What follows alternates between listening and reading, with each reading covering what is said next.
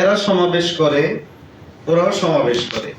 তো ওদেরকে সমাবেশ করার কারণে দৌড়ায়, এদেরকে দৌড়ায় না, এগুলো দলিল। নিশ্চয়ই দালাল, নিশ্চয়ই এদের সাথে এদের কোনো বিতর্কত সম্পর্ক আছে, না হয় এদেরকে দৌড়ায়, ওদেরকে দৌড়ায় না কেন? এগুলো ছিল দলিল।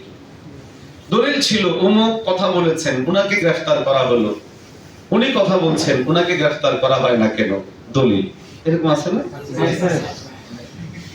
এইরকম যে ওরা সমাবেশ করতে পারে, ওরা সমাবেশ করতে পারে না, ওরা মিছিল করতে পারে, এরা মিছিল করতে পারে না, এরা, এটা ছিল গত 17 বছরের মধ্যে বড় ধরনের দলিল, এগুলো দেওয়া হচ্ছে। আর এখন দলিল হলো, এখনের বক্তব্য হলো 17 বছর হাত পাখা দিয়ে বাতাস দিছে। 17 বছর হাত পাখা দিয়ে কি দিছে? বাতাস দিছে।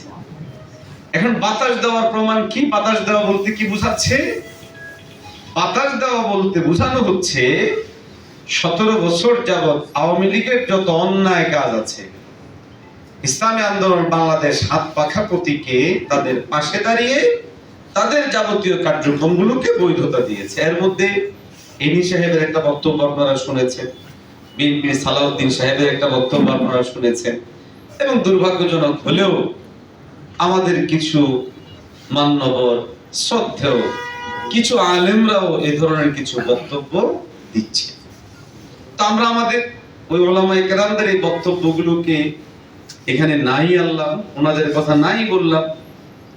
সালাউদ্দিন সাহেব এবং এনি সাহেবদের কথা আর ওনাদের কথা যেহেতু একই ধরনের, তো সুতরাং এদের কথাগুলো রদ করলেই আশা করি যে সমস্ত ওলামায়ে কেরাম হয়তোবা তাদের এই কথার সাথে তাল মিলিয়ে কথা বলছেন, এই অভিযোগগুলো মোটামুটি প্রত্যাখ্যান হয়ে যাবে। কি বলেন?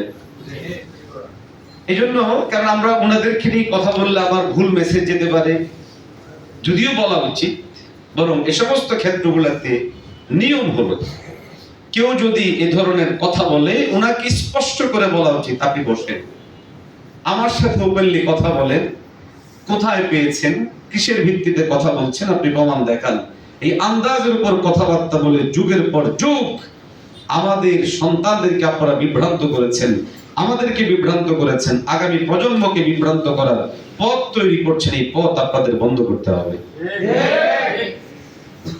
এই অভিযোগের জবাব দেওয়ার আগে আমি ছোট্ট একটা উদাহরণ দিচ্ছি। মক্কা শরীফে 2023 যখন আমি বদে গেলাম, তখনকার এক আলেমে দ্বীন মুহাদ্দিস সাহেবুল হাদিস সাহেব, তা আমরা হোটেলের নিচ তলায় বসে আছি এমনি, তো হঠাৎ দেখি একজন মান্যবর তিনি আরেকজনকে বলছেন যে এই চরমনার পীর, সে আওয়ামী লীগ থেকে কোটি কোটি টাকা খেয়েছে। কত খেয়েছে? কোটি কোটি টাকা খেয়েছে। আমি প্রথমে ভাবলাম কি চুপ থাকবো না কি করবো, তো আরেকজন জিজ্ঞাসা করছে যে এই কোটি কোটি টাকা খাইলো কেন? বলে নির্বাচনের জন্য কোটি কোটি টাকা খেয়েছে। কত কোটি টাকা? 30 কোটি টাকা। কত কোটি? 30 কোটি।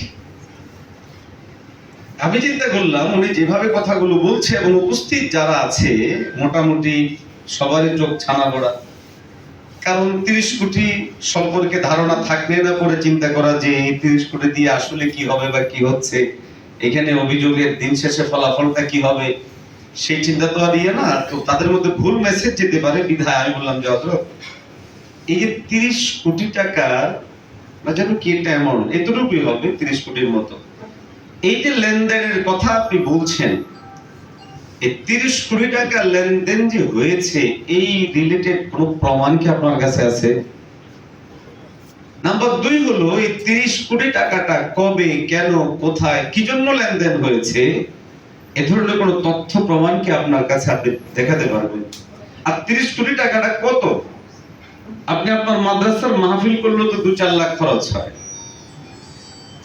স্বাভাবিক একটা প্রোগ্রাম করতেও তো মানুষের 30-40 লাখ টাকা খরচ হয়ে যায়।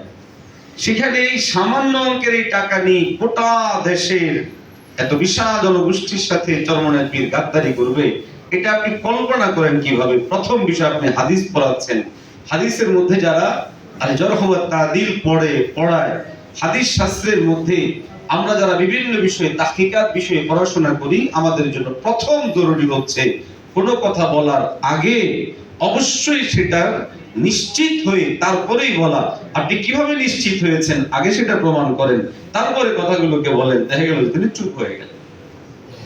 এভাবেই অপ্রয়োজনীয় অনেক কথা ছড়িয়ে দেয়।